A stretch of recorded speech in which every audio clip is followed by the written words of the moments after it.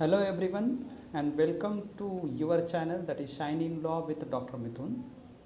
कभी सोचा था इंडिया वाले भारत वालों को पसंद नहीं करेंगे या भारत वाले इंडिया वालों को पसंद नहीं करेंगे, लेकिन जो आज की पॉलिटिकल सिचुएशन है उसमें हम ये दिन भी देख रहे हैं। लेकिन इसमें हम अंडरस्टैंड करते हैं कि जो आप और मेरे जैसे सामान्य लोग हैं, कॉमन मैन जो है, वो वहाँ पे कंफ्यूज हो रहे हैं।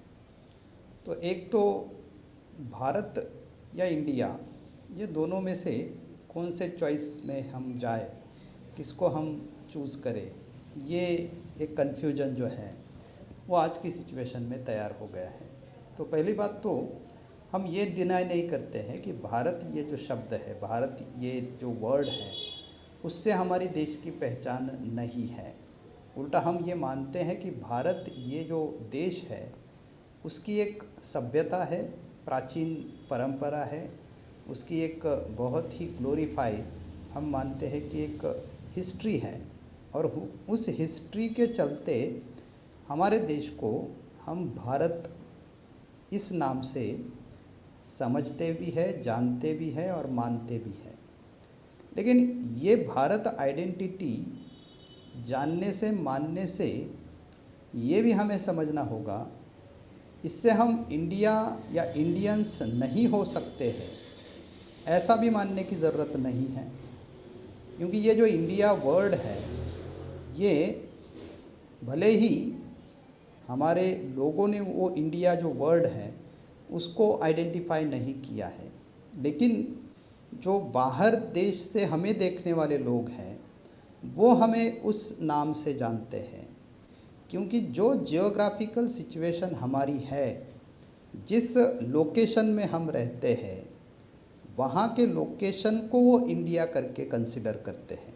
जैसे ग्रीक है या ईरानियन है, वो समझते हैं कि भाई इंडस रिवर के जो आजू बाजू रहने वाले लोग हैं वो इंडियन हैं। इंडस रिवर को ही सिंधु सभ्यता जो है उससे वो कोरिलेट करते हैं, उससे वो हमारी आइडेंटिटी रिकॉग्नाइज करते हैं।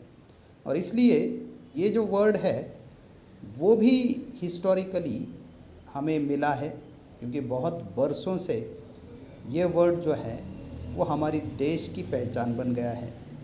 और इसलिए हम इंडिया बोलने से भारतीय नहीं हो जाएंगे, ऐसा नहीं है। और भारतीय बोलने से हम खुद को इंडियन नहीं समझते या नहीं समझना चाहिए, ये बात भी यह कुछ अच्छी नहीं लगती है। क्योंकि in the constant assembly debate also while framing article 1 of the Indian constitution, वहाँ पे भी ये इम्फसाइज किया गया था कि we should known with the alternative name and that alternative name in the manner that India that is Bharat. और ये अल्टरनेटिव नेम क्यों? क्योंकि जैसे हम समझते हैं कि भारत जो है वो हमारा रियल नेम है, वो हमारी जो मिट्टी है, जो हमारी हिस्ट्री है, हमारी एंशंट फिलॉसफी है, उससे वो हमें मिला है।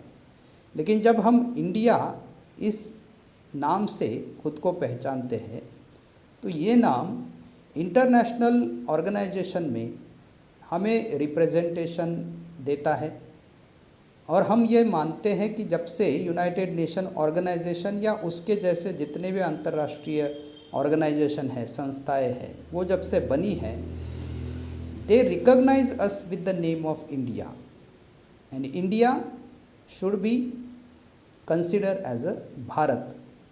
तो ये उस फिलॉसफी का ही पार्ट है जिसमें हम ये दोनों वर्ड्स को रिकॉग्नाइज करते हैं। तो हमें अगर खुद से अपने आप को बुलाना है तो हम भारतीय है, ऐसा हम मानते हैं और जानते भी हैं।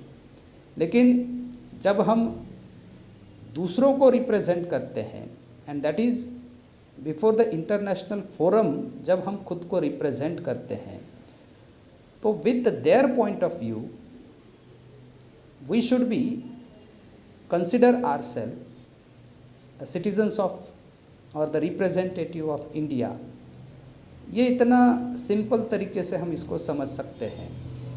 बाकी अगर मैं खुद को भारत समझता हूँ, या अगर गवर्नमेंट या जो पॉलिटिकल पार्टीज़ के एजेंडा है उसमें अगर वो पॉलिटिकल पार्टीज़ एम्फसाइज करती हैं कि हम इंडिया के हैं या हम भारत के हैं, तो ये दोनों ही वर्ड्स से या दोनों ही नाम रखने से जो हमारी सिचुएशन है, जो शिक्षा के इशू है, जो बेरोज़गारी के इशू है, महिलाओं के सुरक्षा के इशू हैं, या फिर और जो दूसरे इशू हैं, उसमें कोई फ़र्क नहीं पड़ने वाला है।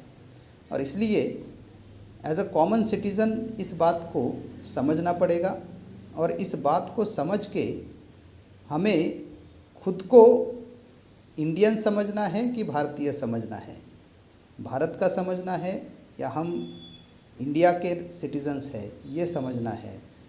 ये बात हम डिसाइड कर सकते हैं, हम उसको जस्टिफाई कर सकते हैं। बस आज के लिए इतना ही। आई होप ये वीडियो आपको पसंद आया होगा। अगर इसको आप पसंद करते हैं तो इसको लाइक करें, शेयर करें और इस चैनल को सब्सक्राइब करना ना भूलें। Thank you very much for watching this video. Thank you.